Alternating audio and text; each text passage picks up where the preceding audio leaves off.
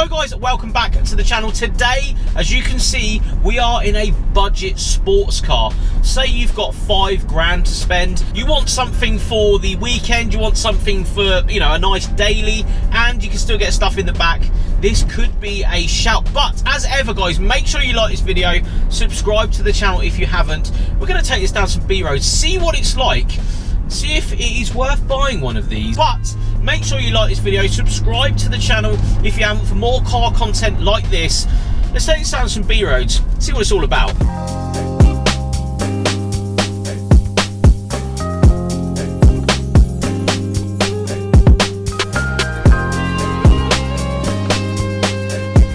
So 2006, so a pre-facelift SLK. This is the 350, so it is a 3.5 litre V6 up front, 270 horsepower, which is nothing to sniff about. I think that is a pretty good number to have in a small sports car like this. Now I say sports car, it has a hard top convertible roof, so the first thing I want to talk about is the fact that the hard top convertible is the shout.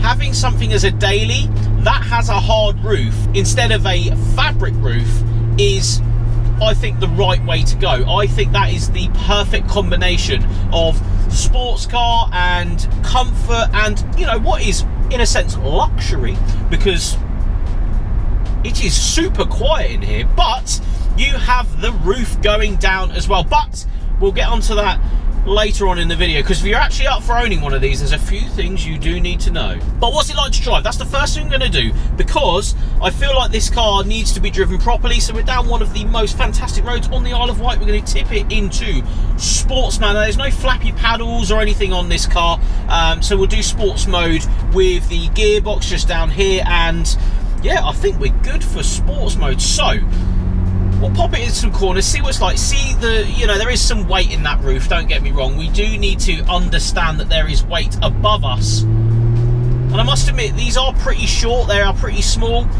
I was going to pitch it against a Boxster, but to be fair, I've never actually driven a Boxster of this generation or a generation before this, so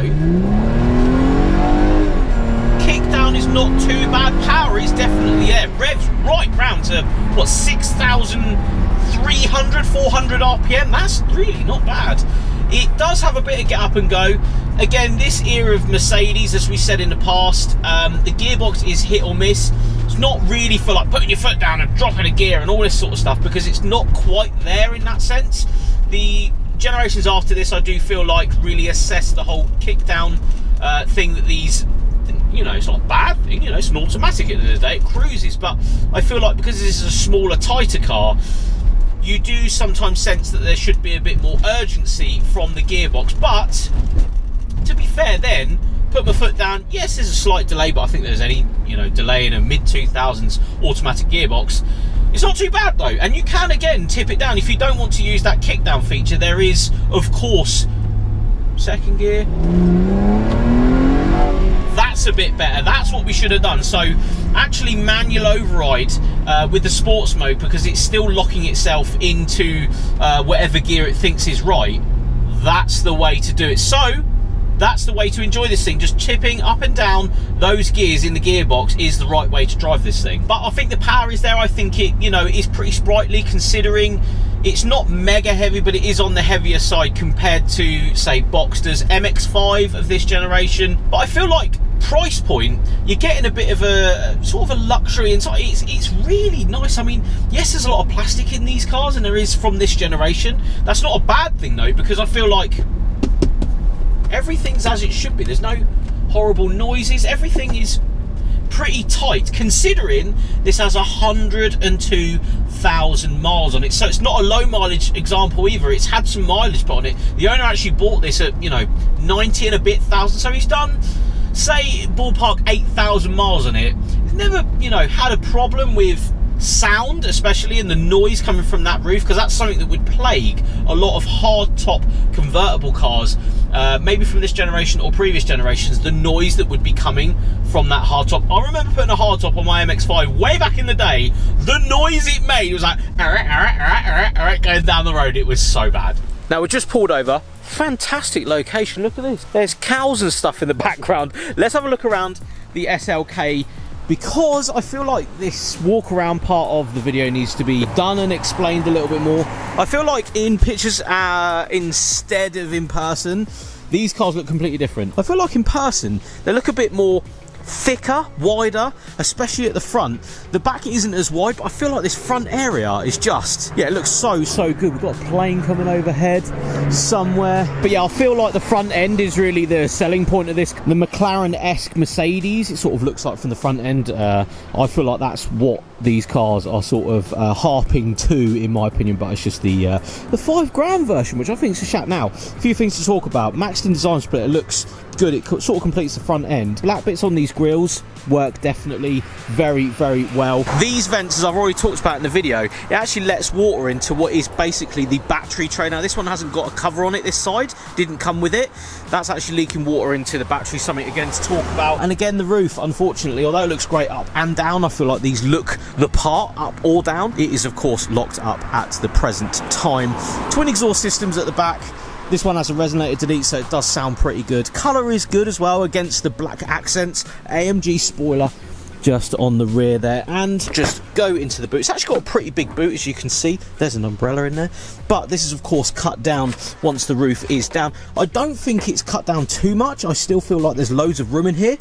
More room than I would say in a Boxster. Maybe. We shall find out once I get one on the channel. As a car, it looks the part, and for the price, how can you argue at £5,000? Jumping inside, very mid 2000s, I would say, Mercedes interior. As you will see, loads of buttons, everything works as it should, which is good. Neck scarf works, heated seats, locking, everything. Sound system's really good. Got cup holders up here as well, as you can just about see. And there is a few cubby holes in here, not too many. But there's only 2 people that are supposed to be in here, so I mean, there's not loads of room. There's enough room though, I feel like. You're not going to come stumped with trying to put stuff in places, which is nice.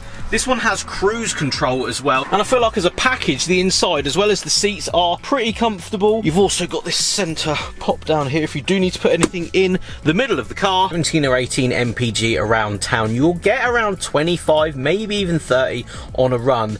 And that's something to take into consideration. V6s in here, yeah, they're pretty good, but you know, take that into consideration. There'll be sub 20 mpg around town, and B-road bashing will probably the same.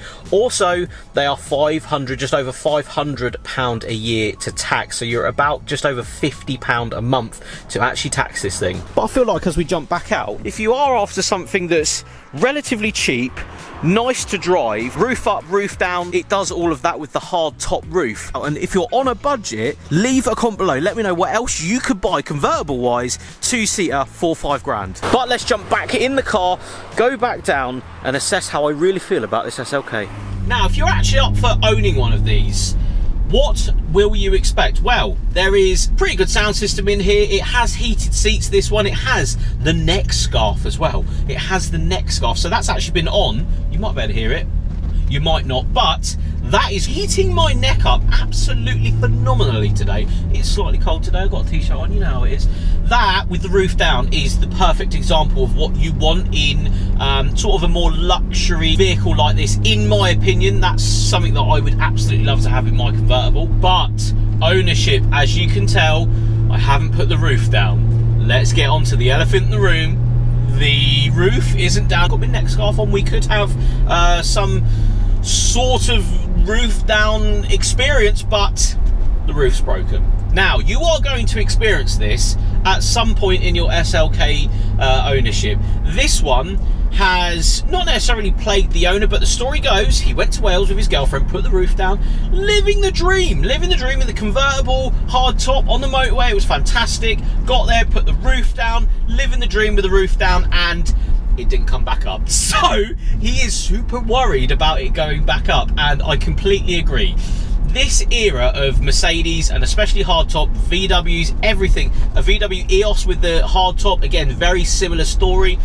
Sometimes they just don't want to come back up, which is a huge shame. This one is still going, you know, ongoing, understanding what's actually wrong with it. It's had a diagnostics check with, you know, motors and stuff. It sounds like it's a latching problem, like when it's latched down, it won't unlatch and the motors won't tell it it's unlatched to come back up. That's what it sounds like, but please be very wary that although this is a great idea, and I love the idea of a hardtop convertible, you will experience that, because this era, I feel like the SLs, like the SLK, you know, VW, like stuff from this era with the hardtop sometimes doesn't want to come back up. But at 100,000 miles, 2006 car, there's gonna be some sort of problem. Do you know what I'm saying?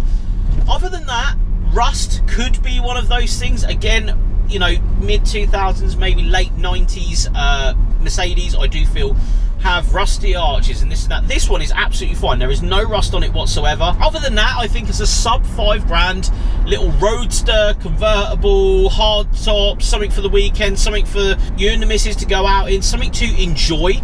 I think it's up there. I think I would like to do a Boxster next. I'd like to do a same era or at least same price MX-5, something like that. Something that if you have £5,000 in the world that we are living in today, £5,000 is still a lot of money for a car.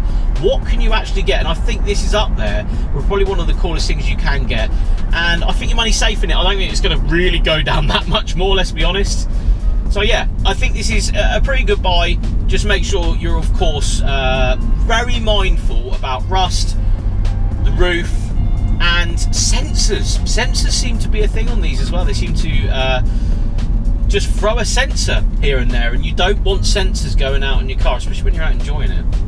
Anyway guys, thank you so much for watching. If you did like today's video, more budget look into a Mercedes SLK Roadster of 100,000 miles on it, please let me know in the comments below. We'll do more videos like this.